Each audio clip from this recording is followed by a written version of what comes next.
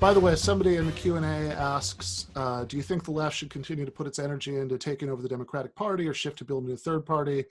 Either of you guys can get in on that, but I mean, my 2 cents would be that in a way it's a false dilemma, and also in a way the whole premise is just kind of wrong, right? So the reason I think it's a false dilemma is that if we ever got an electorally viable third party in the United States, it wouldn't happen because the left in the form that it exists right now, like, decides to will it into existence. I don't think that would just, I just don't think anything would come of that, right? Like, I think it would happen the way that, like, the Republicans emerged out of the Whig, like the ashes of the Whigs in the 19th century, through some sort of much more organic process within, like, the contradictions of an existing party.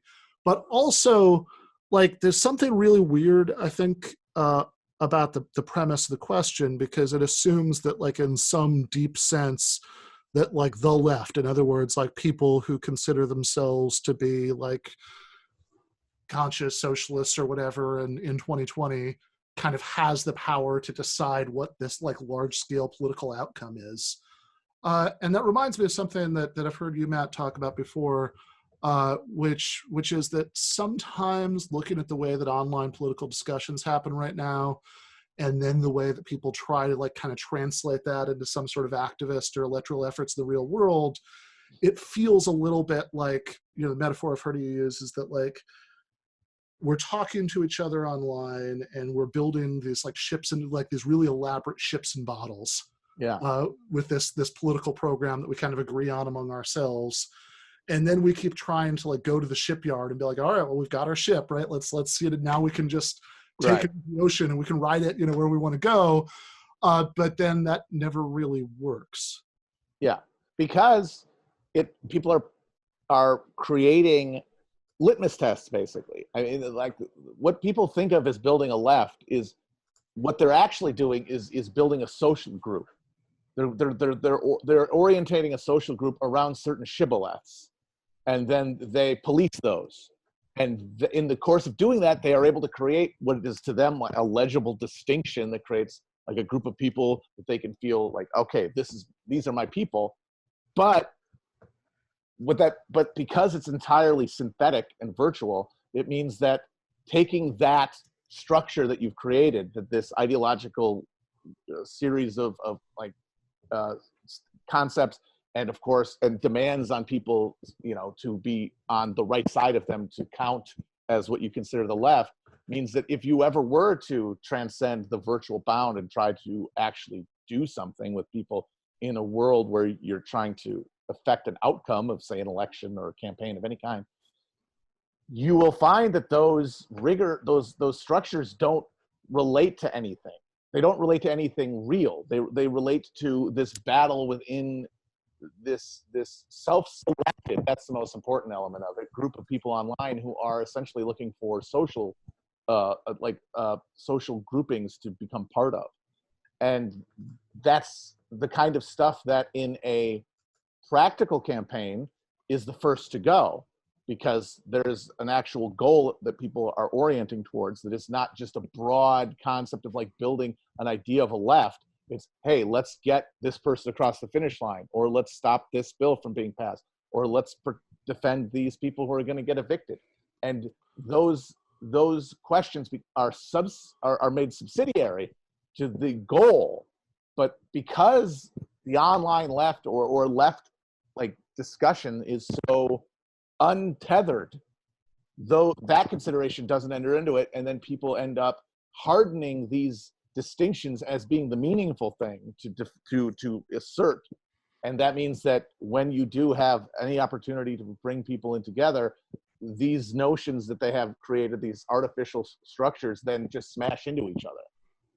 Yeah, it's like if you spent all this time talking to each other and you agree that, like, okay, these are the boundaries of our movement, and you end up spending a lot of time, which is, if you like, certainly if you spend time on left Twitter, which I wouldn't recommend, like, that, like, what you'll see a lot of is a lot of in-group policing of those boundaries, right? It's like, okay, we all agree that you need to have the following series of takes, to be inside the tent. And if you have a take that sounds like it doesn't quite fit with that, right, we'll sort of police that. And within that, within those boundaries, like that works to a great extent, right? People want to be on the inside, or maybe you'll splinter the in groups, and you'll find one where everybody will accept it at least. And the main problem is that, as you've said, people will want to be on the inside. Well, that's if they have invested some part of themselves into that as a goal, which does not apply to the vast majority of people, which means that this goes beyond what like you bring into things, but this goes into the question of communication and persuading among real people, is that normal people, regular, non-politically oriented, ideologically motivated people, have not made the same buy-in that you are assuming in all the people that you've been interacting with. You are talking almost exclusively to people who have some investment in being in something called the left, which is not a normal thing that normal people want to do. And that means that the entire apparatus that you have created to persuade, which really just boils down to coercion through the use of shibboleths as cudgels, has no effect, because the person you're trying to talk to doesn't care if you think they're a good leftist. Yeah, because that's yeah. I was gonna say, I think that's a really good point. And I think that an analog is maybe for people who aren't religious. I'm not religious. Is try to imagine what it would feel like if someone told you that you were not being a good like church goer or a good Christian. It just like wouldn't really. It's like okay, it doesn't alter your behavior in any way whatsoever. So I think that's a really good analogy. Actually, I was not prepared whatsoever to talk about this, but now that Matt's talking about this, I just have to say I'm reading this book by Aaron Leonard called A Threat of the First Magnitude, and it's about the FBI's infiltration of some Maoist groups in the late 1960s and early 1970s. And one of the things they did, I mean, everybody knows this, right? Everybody knows that when the FBI infiltrates left groups, they try to heighten, they try to heighten the conflict within the group. But a sort of actual anecdote to this effect is that the group Revolutionary Union was infiltrated by the FBI, and the informant himself recommended that the inaugural edition of their paper, which is called the Red Papers, be dedicated to tearing down another group called Progressive Labor. And then they so they did it and they published it, and it was denouncing them as revisionists. And then they looked at this is before the internet, they looked at the roster of people in Progressive Labor, and they sent them in the mail issues of this in order to get under their skin. Well, now they don't have to do that. They don't have to look at rosters, and they don't have to send people issues in the mail. I mean, we literally have Twitter, just accomplishes that automatically, right? So every time you get involved in a doctrinal fight on left Twitter, imagine yourself as essentially doing precisely what the FBI informant was doing when shipping out copies of you don't need to ship out the red paper when we all live in this like online panopticon where everybody's surveilling everybody as a matter of course anyway. And what's really amazing about it is that, like, as with the FBI infiltrators, I mean, now all movements are totally open to police informants, but also just bad faith self-promoters and narcissists and maniacs. Because if shibboleths are the only thing you can go by, if you're assuming bad faith in everyone because you're trying to sort more than anything, then all anyone has to do is master the language, and they are in.